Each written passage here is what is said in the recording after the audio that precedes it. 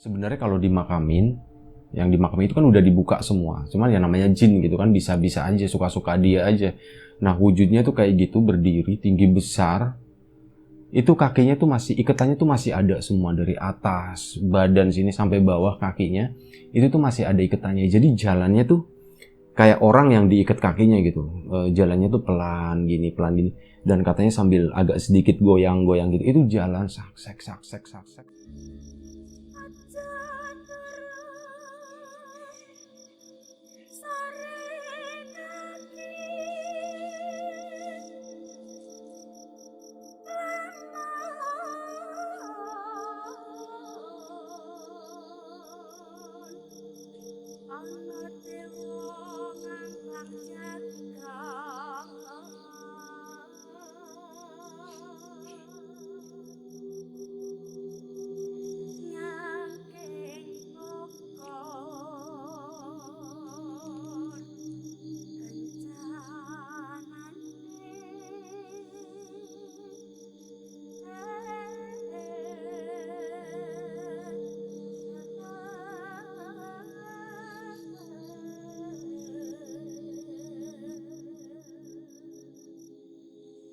Alhamdulillah hari ini turun hujan. Semoga hujan ini tuh jadi manfaat buat kita semua. Dari sore tadi hujan dan sekarang udah jam 10 malam. Gue coba nyuri-nyuri waktu ya. Dari tadi deres banget nih, sekarang udah agak kecilan.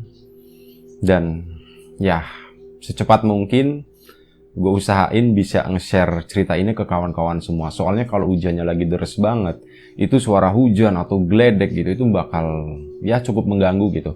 Termasuk yang sekarang, kalau misal ada suara-suara gemericik, suara noise kayak gitu, ya itu adalah suara hujan ya.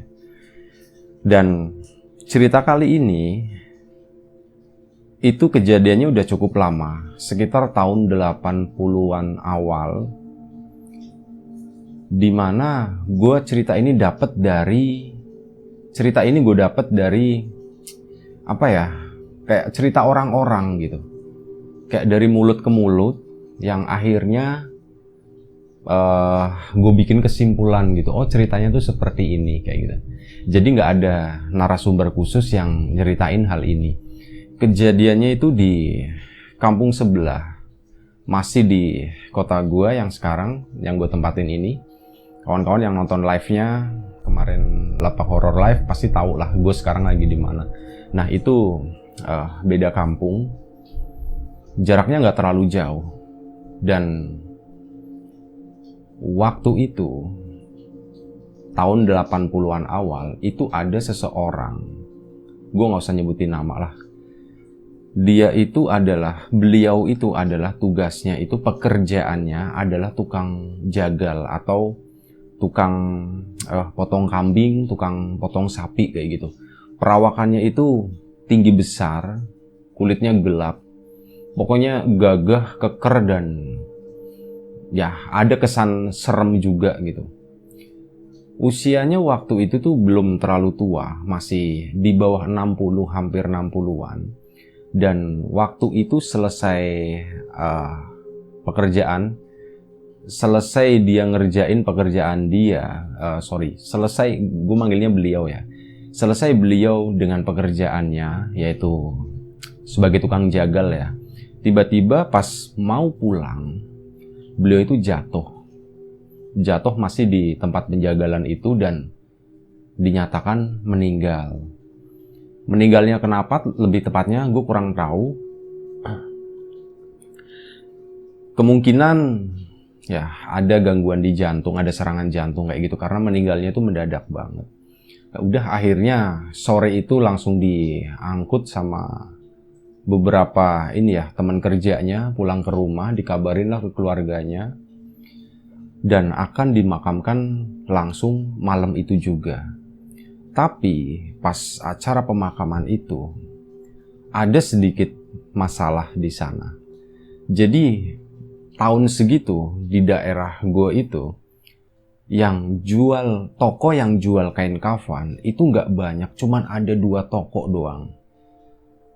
Satu tokonya Pak Haji, dan yang satunya itu toko milik orang China. Nah, yang Pak Haji ini sore itu udah habis ternyata stok kain kafannya. Sementara yang tokonya punya orang China itu tutup. Ini tumben-tumbennya karena katanya ada saudaranya di luar kota yang lagi meninggal. Jadi mereka harus pergi dari pagi ya, dari pagi itu udah tutup. Mereka pergi ke sana, ya. Akhirnya keluarga pun kebingungan. Ini gimana nih? Udah mau dimakamin, jenazahnya itu lagi disiapin, lagi diurus ya. Kayak dimandiin segala macam, tapi mereka tuh belum punya kain kafan. Sementara rencananya mau dimakamin itu malam itu juga. Dan akhirnya karena kondisinya seperti itu, akhirnya rencana pun diubah. Yang tadinya mau dimakamin malam harinya, akhirnya ditunda sampai besok pagi.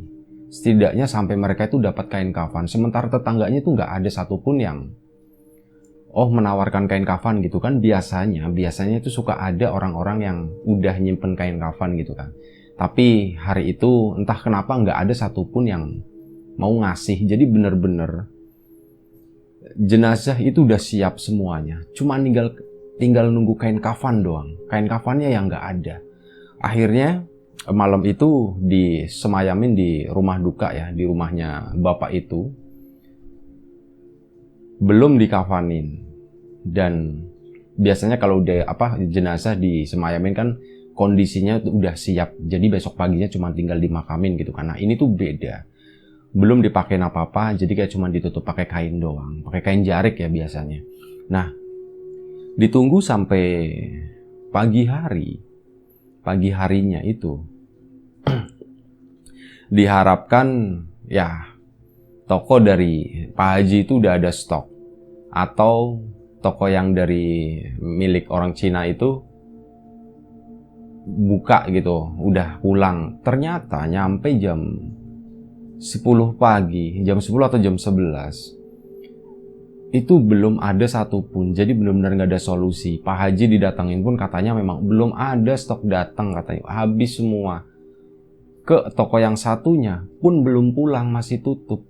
Katanya ya beberapa hari gitu. Itu kan jadi repot gitu kan. Yang tadinya mau dimakamin malam, ditunggu sampai pagi, nyampe jam 11 siang kain kafan belum ada. Akhirnya beberapa orang warga coba cari kesana kemari, tetep aja nggak dapet. Ini benar-benar sesuatu yang sangat langka, dan katanya sih baru kali itu terjadi kejadian seperti itu. Orang meninggal tapi bingung nyari kafannya itu di mana. Akhirnya keluarga pun diskusi karena kondisi jenazahnya juga udah, mohon maaf ya, udah mulai nggak enak aromanya karena terlalu lama disimpan. Sekitar jam ba'da zuhur, jam 1 atau jam 2, keluarga itu memutuskan ya udah deh dimakamin aja dengan kain seadanya, dengan kain jarik gitu. Karena katanya kalau seorang muslim gitu, kalau misal meninggal jenazahnya dipakein kain kafan atau kain yang berwarna putih itu hukumnya sunnah. Dan waktu itu memang gak ada sama sekali. Akhirnya ya udah deh pakai kain jarik yang dipakai buat ngafanin orang tadi, buat ngebungkus jenazahnya bapak tadi. Gue sebenarnya pas kemarin kita sempat ada ya berita viral ya tentang seseorang yang ada kelainan gitu. Mereka tuh suka yang dibungkus-bungkus gitu. Dan gue pas ngelihat ada satu kan fotonya gitu, itu pakai bungkusnya tuh pakai kain jarik ya, kurang lebih seperti itulah jadinya gitu, miripnya.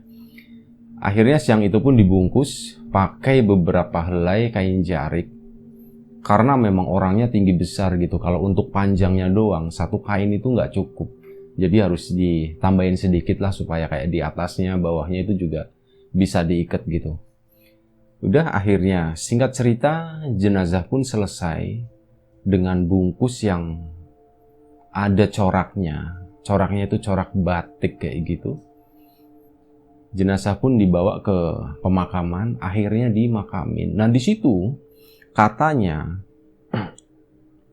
gue sendiri waktu itu, gue belum lahir waktu itu. Jadi cerita itu tuh gue denger setelah gue udah agak gede gitu ya. Itu banyak cerita seperti itu, katanya seperti ini. Nah, waktu itu gue belum lahir. Katanya pas pemakaman itu tuh rame banget. Karena itu tadi beritanya tuh cukup nyebar. Banyak orang yang penasaran juga. Katanya ada mayit yang dibungkusnya pakai kain batik, katanya kayak gitu. Akhirnya ya dari beberapa desa gitu yang denger pun ikut ngelayat ke situ. Yang layatnya niatnya sebenarnya cuma mau ngeliat itu ya. Dan akhirnya jenazah dikebumikan dengan normal, biasa aja, nggak ada masalah sama sekali. Akhirnya udah acara pemakaman selesai. Nah, kejadiannya itu malam harinya. Biasalah, kayak jin kayak gitu tuh suka banget manfaatin sesuatu yang agak janggal di masyarakat gitu. Sesuatu yang kayak rame dibicarain dan sesuatu yang memang deket identik dengan hal-hal yang mistis kayak gitu. Itu kayak gampang banget dimanfaatin sama jin. Jadi malam harinya keluarganya tuh dibikin heboh. Pertama keluarganya. Si beliau ini itu katanya pulang ke rumah. Pulangnya tuh kayak cuman di sekitaran rumah aja, di luar rumah gitu, kayak muterin. Jadi wujudnya, kalau kata keluarganya itu, ini dari masyarakat ya, dari orang-orang yang gue dengar, itu katanya wujudnya pocong, tapi pocongnya tuh pakai kain jarik, bukan pocong putih gitu ya. Dan dia itu jalannya tuh karena di bawahnya tuh kan masih diikat gitu ya. Sebenarnya kalau dimakamin, yang dimakamin itu kan udah dibuka semua. Cuman ya namanya jin gitu kan, bisa-bisa aja, suka-suka dia aja. Nah wujudnya tuh kayak gitu, berdiri, tinggi besar. Itu kakinya tuh masih, ikatannya tuh masih ada semua. Dari atas, badan sini sampai bawah kakinya, itu tuh masih ada ikatannya. Jadi jalannya tuh kayak orang yang diikat kakinya gitu. Jalannya tuh pelan gini. Dan katanya sambil agak sedikit goyang-goyang gitu. Itu jalan saksek. Muterin rumah keluarganya itu. Pertama sih yang ngerasain itu cuman satu orang di rumah itu. Gue nggak tahu tepatnya siapa. Tapi ada salah satu orang yang ngerasain. Katanya ada bau anyir, bau darah. Bau kayak di tempat penjagalan kayak gitulah. Bau khasnya beliau kalau baru pulang dari tempat penjagalan. Ya meskipun udah dibersihin tapi kadang masih ada sisanya. Nah itu bau khasnya itu tuh kecium pertama malam itu. Wah kok bau anyir ya gitu. Salah satu itu waktu itu masih jam 11 malam, belum tengah malam, jam 11-an. Itu salah satu keluarganya itu seperti itu. Jadi kalau di daerah gua gitu ya, kalau misal ada yang meninggal, itu orang yang di rumah itu, keluarganya itu biasanya kan tidurnya di bawah semua. Ceritanya apa ya, kayak ada kepercayaan kalau ada yang meninggal tuh mereka tidur di bawah itu supaya ya anggapannya tuh kayak nemenin orang yang meninggal. Katanya kayak gitu kepercayaannya. Dan ya gue gak ada masalah dengan itu ya. Dan itu waktu mereka lagi siap-siap tidur itu kayak gitu. Mereka tuh kok kayak bau anyir kayak gitu. Nah akhirnya yang lain pun jadi konsentrasi gitu kan. Akhirnya beberapa dari mereka pun nyium juga. Oh iya bener bau anyir. Ada bau kambingnya juga kayak gitu, ada bau sapinya. Ini wah ini pulang. Katanya kayak gitu, udah keluarga udah ribut kayak gitu kan. Dan akhirnya ada yang ngedenger di samping jendela karena suasananya udah hening banget. Sek tapi pelan gitu ya. Dan ada salah satu yang coba ngelihat gitu, ngelongok. Ternyata bener, itu ada satu sosok ya yang dibungkus kayak gitu tuh lagi jalan tapi kayak gini. Goyang-goyang jalannya tuh pelan banget. Dan udah akhirnya malam itu keluarga pada ketakutan. Tapi yang lain tuh gak ikut nengokin ya. Jadi cuma satu orang itu doang yang katanya ngelihat. Udah akhirnya malam itu mereka ketakutan. Malam itu selesai, gue nggak tahu kelanjutannya seperti apa. Biasa cerita yang datang dari orang-orang gitu kan biasanya nggak lengkap, dan gue menghindari buat ngarang-ngarang sendiri gitu. Jadi ya udah, kalau emang nggak tahu detailnya, gue sampein gue nggak tahu gitu ya. Nah malam itu selesai. Malam selanjutnya itu tuh kayak neror, udah mulai neror kayak tetangganya pun katanya ada yang dari nyium bau anyir, terus sampai ada yang katanya lagi ke kamar mandi. Kamar mandi di kampung itu masih banyak yang lokasinya tuh misah dari rumah, jadi di belakang rumah. Nah suatu malam itu ada salah satu tetangganya itu lagi mau ke ke kamar mandi, ke toilet gitulah. Malam-malam dia ke sana.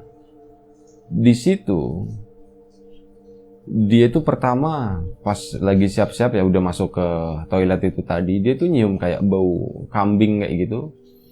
Lama-lama tuh ada kayak nyium bau anyir, dan pas dia nengok gitu ya, pas nengok ke samping gitu, samping kanan, ternyata di samping kanan dia dengan jarak kurang lebih 2 atau 3 meter dari situ, itu berdiri satu sosok pocong tapi dengan kain batik. Dia berdiri di situ dan dia tuh jalan kayak orang kakinya diikat pelan banget sambil goyang-goyang gini badannya. Itu ngedeketin orang yang lagi yang lagi di toilet tadi. Akhirnya ya orang itu teriak-teriak, dia lari balik lagi ya. Akhirnya udah gempar satu kampung itu, jadi rame. Dan ternyata yang ngalamin itu tuh nggak cuman si bapak tadi, tapi ada beberapa tetangganya pun juga ikut ngalamin. Malam-malam, ini beda malam lagi ya. Itu ada salah satu kayak pegawai pedesaan gitu. Mereka tuh ceritanya habis rapat di kantor apalah, entah balai desa atau apa ya. Rapat dan pulang malam sekitar jam 10-an. Pulang naik sepeda. Pas udah nyampe halaman rumah, dia tuh kaget. Awalnya pas masih di luar, dia tuh nggak ngeh gitu kalau ada sesuatu di sana. Ternyata pas dia udah masuk halaman, sepedanya udah digini ya, dia udah turun, dia lagi nuntun sepedanya, mau dimasukin, dia kaget, astagfirullahaladzim. Ada sosok pocong dengan pocong batik tadi itu lagi duduk di kursi yang ada di teras salah satunya, tapi yang deket ke pojok rumah, bukan yang deket pintu ya. Jadi ini kursi, ini pintu, nah ini yang deket sini, yang deket kebun katanya. Pas lagi mau naruh sepeda, dia ngeliat astagfirullahaladzim gitu. Si bapak ini katanya, si bapak ini, nyebutin namanya ya, tapi gue nggak usah nyebutin nama beliau lah. Si bapak ini, nah si orang tadi tuh teriak-teriak itu, bukannya masuk ke rumah tapi teriak-teriak keluar. Kayak gitu, si ini ada pocong batik katanya kayak gitu. Udah akhirnya warga pun rame lagi. Nah setelah si bapak itu tadi kejadian itu ya, duduk di depan rumahnya, kampung jadi kayak mencekam. Warga itu udah mulai ya agak ketakutan juga dengan beberapa kejadian yang seperti itu ya. Dan akhirnya beberapa warga perwakilan itu ngedatengin keluarganya si bapak tadi, si bapak almarhum. Didatengin, disampaikan semua keluhan-keluhannya, kejadian-kejadian yang pernah dialami itu di situ, dan akhirnya didiskusikan. Dan salah satu di situ itu ada seorang ustadz, seorang yang tahu mengenai dunia gaib. Tahu tentang dekat dengan agama juga, tahu ilmu agama juga, itu menerangkan gitu. Dan apa ya, yang intinya diteranginya tuh gini, itu tuh sebenarnya bukan sosok si bapak tadi, tapi itu sosok jin memang yang mau bikin fitnah gitu, karena ada kejadian yang abnormal di situ, yang harusnya orang meninggal umumnya itu kan dipakein kain kafan putih, tapi karena waktu itu bener-bener suatu keterbatasan ya, nggak bisa ngedapetin kain kafan putih, akhirnya pun dipakai kain jarik. Nah momen seperti itu kayak menciptakan suatu ketakutan sendiri bagi para warga yang melihat waktu itu. Akhirnya Ya hal seperti itu yang dimanfaatin sama jin.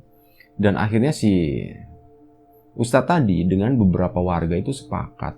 Kayak mereka tuh mengadakan apa ya, kayak semacam ronda gitu. Tapi ronda dadakan, sebelumnya tuh nggak pernah ada ronda sama sekali. Cuman mulai malam itu kayak diadain ronda dadakan. Dan kalau misal ada berita seperti ini, seperti itu, nanti itu akan dihandle sama si Pak Ustadz tadi dengan beberapa temennya. Dan setelah mereka melakukan ronda itu bener aja ada satu warga yang laporan, dia lari gitu, Pak Ustadz ini siapa sosok batik itu tuh ada di rumah kami katanya. Dia tiba-tiba masuk di dalam, apa ya, bukan masuk, tiba-tiba duduk di salah satu sofa di ruang tamu gitu. Waktu si bapak tadi yang lari itu dia mau keluar, mau nutup pintu, dia mau ngancing gitu karena udah malam. Dia kan ke ruang tamu, di situ ngelihat si sosok tadinya mau nutup pintu, dia akhirnya keluar dan menuju ke satu titik memang yang udah disetujui. Kalau memang nanti ada suatu kejadian, panggil aja gitu. Dan si Pak Ustadznya pun datang ke rumah, tapi si sosok tadi udah nggak ada. Dan entah kenapa ya, dengan metodenya juga gue kurang tahu juga. Katanya si Pak Ustadz itu tadi itu kayak cukup, oh tadi di mana sih tempatnya yang sosok tadi muncul gitu. Oh tempatnya di sini. Nah di situ tuh kayak didoain sama Pak Ustadz, didoain. Dan setelah itu si Pak Ustadz tuh pergi ke makamnya Bapak almarhum tadi. Di situ juga kayak didoain kayak gitu. Dan semenjak dilakukan doa-doa tadi, ritual-ritual tadi, itu yang namanya penampakan pocong batik itu tuh udah mulai mereda. Jadi kalaupun masih ada laporan dari warga, itu tuh kayak warga yang cuman ngelihat duduk di pinggir jalan, tapi jaraknya tuh jauh, atau di kebun kayak gitu. Udah nggak masuk ke rumah-rumah warga lagi. Itu tuh kayak kampung yang gak terlalu besar. Itu kampung kecil. Waktu itu tahun 80-an itu tuh masih kampung kecil. Kanan kirinya tuh masih banyak sawah, masih banyak kebun. Dan itu tadi kayak toko yang ngejual kain kafan itu, dari kampung itu jaraknya beberapa kilo, cukup jauh. Karena kalau memang di kampung itu tuh gak ada sama sekali. Jadi mereka tuh harus keluar dari kampung menuju ke, ya anggap aja kota gitu ya. Dan yang ngejual itu termasuk masih satu wilayah dengan daerah yang gue tempatin sekarang gitu. Masih satu wilayah dengan kampung gue yang waktu itu udah agak rame. Di situ banyak toko. Dan ya itu tadi, mereka tuh harus keluar kampung dulu. Jadi memang barang yang cukup susah didapetin gitu. Makanya beberapa warga itu sebenarnya mereka itu udah nyetok kain kafan sendiri. Itu umumnya di kampung. Jadi kayak udah nyiapin, nanti kalau misal saya meninggal, ini kami udah siap dengan kain kafan. Tapi satu keanehan juga, kenapa hari itu nggak ada satu orang pun yang mau nyumbangin kain kafannya. Itu masih menjadi misteri, dan sampai sekarang pun nggak ada orang yang tahu kenapa bisa seperti itu. Harusnya bisa aja kayak gitu ya. Kalau emang kehabisan, ya tetangga kan bisa nyumbangin gitu, yang ya ukurannya yang setidaknya yang sesuai. Kalaupun kurang besar kan nanti bisa ditambahin kayak gitu. Ya kurang lebih seperti itu. Cerita ini sengaja gue pilih yang sedikit lebih pendek dengan cerita yang lain, karena itu tadi lagi hujan gitu. Gue menghindari pas lagi enak-enak cerita tiba-tiba turun hujan kayak gitu. Makanya ya ini gue pilih cerita yang pendek-pendek aja kayak gitu. Nah kurang lebih seperti itu ceritanya tentang seorang tukang jagal yang meninggal dadakan saat mau dimakamkan, tapi ternyata kain kafannya nggak ada. Dan terpaksa harus dimakamkan dengan kain jarik sebagai bungkusnya. Dan setelah itu ada jin-jin jahat. Dia yang memanfaatkan momen seperti itu untuk menyerupai si almarhum dan membuat fitnah. Intinya itu aja sih, membuat fitnah kalau jin-jin kayak gitu. Kalau gue pribadi ya, itu yang gue percaya tuh kayak gitu. Gue nggak pernah